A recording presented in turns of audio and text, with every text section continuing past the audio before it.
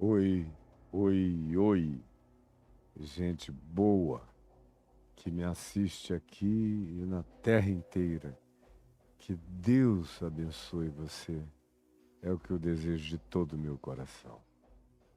Ontem eu deixei aqui a nossa conversa contínua da exposição sistemática de Mateus, no capítulo 9 ainda, no verso 34, falando da murmuração dos fariseus, enciumados, zangados, não podiam negar que a graça de Deus estava sobre Jesus, então preferiam blasfemar e dizer que ela era pelo maioral dos demônios que ele expulsava os espíritos imundos.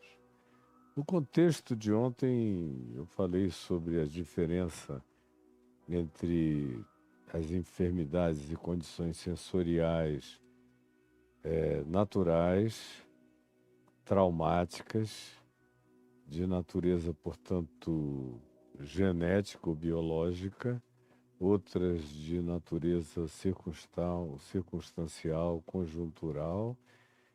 Eu falei daquelas que tinham a ver com bloqueios psíquicos e falei daquelas que tinham a ver com bloqueios espirituais. Tá tudo gravado aí para você no YouTube. Ninguém precisa perder absolutamente nada. Isso aqui é uma sequência que enriquece infinitamente mais quem acompanha. Quem tira sorteio e cai aqui no bingozinho de hoje, aí volta daqui a um mês, fica com fragmentos desconexos, como é a vida de quase todo mundo, um fragmento totalmente desconexo. As coisas não se falam, não se emendam, os vasos não se comunicam, e aí fica esse monte de gente que, se você perguntar quem és tu, ele vai ter que dizer: Legião é o meu nome, porque nós somos uma multidão de informações desconectas e até contrárias. Por isso é que eu faço na sequência e imploro a quem diz: todo meu sonho na vida é crescer em Deus. Então, pelo amor de Deus, acompanhe na sequência. Porque se você fizer como os que são mansos e humildes de coração fazem, esses crescem e dão passos a léguas de percepção, de cognição. Agora, quem vem como você eventualmente faz num sorteio aqui, ali, hoje eu vou pegar aleatoriamente o que me deu vontade. Você sempre será abençoado, porque o Evangelho é o Evangelho, e a palavra que eu prego eu sei que é Evangelho. E que não volta vazia para o coração de nenhum de nós. Não gera vazio e não volta vazia para aquele que a designou como palavra de vida. Mas você pode tirar proveito total e não viver das parcialidades circunstanciais das suas escolhas momentâneas e caprichosas. Dito isto, eu disse ontem que essa murmuração dos fariseus, blasfemando contra Jesus que tinha curado a pessoa que sofria de mudez, e que eles atribuíram isso ao poder de Belzebu, eu disse: não vou comentar isso hoje, porque daqui a mais uns dias, adiante, no capítulo 12, nós vamos ter uma conversa ampla, com desdobramentos variados, e com o apoio de Marcos 3, de Lucas 11, como corroboração aumentativa do cenário e da conjuntura de expressões, de declarações, numa montagem mais ampla do sentido do que Jesus estava explicando e falando. Hoje eu prossigo do verso 35 ao verso 38 de Mateus 9, dizendo que depois dessa ocorrência da blasfêmia dos fariseus, e fruto do ciúme, da inveja e da loucura fanática deles, Jesus percorria todas as cidades e povoados da região, ensinando nas igrejas, ensinando nas sinagogas, aonde as pessoas estavam abertas para ouvi-lo pregar os seus ensinos, seus princípios, sua palavra. Ensinar nas sinagogas não era ensinar Moisés, nem fazer interpretação da Torá, nem nada disso. Jesus não botava remendo de pano novo em veste velha. Jesus não botava vinho novo em odres velhos. Ele está anunciando o Evangelho, a boa nova. É isso que ele faz na sinagoga, onde o suportam. Há lugares onde ele não é suportado, onde querem apedrejá-lo, matá-lo, ele passa pelo meio deles e não volta mais.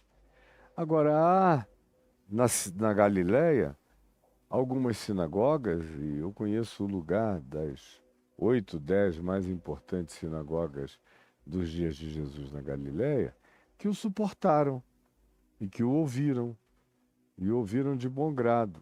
Por exemplo, a sinagoga de Magdala, ou de Magadon, que era a cidade onde a Maria Magdalena, Maria de Magdala, nasceu, era uma sinagoga tão aberta, interessantemente aberta, que cerca de 8 anos depois de Jesus ter sido assunto aos céus, os historiadores e arqueólogos contemporâneos, bem contemporâneos, porque esse é um achado novíssimo, descobriram que cristãos e judeus estavam cultuando a Jesus como Messias naquela sinagoga às margens do Mar da Galileia ou do Mar de Tiberíades, porque fica bem do lado de Tiberíades.